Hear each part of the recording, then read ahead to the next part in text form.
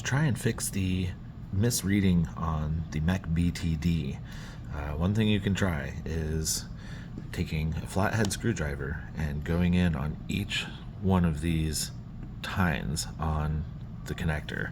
And really the best way to do it is to just go straight down.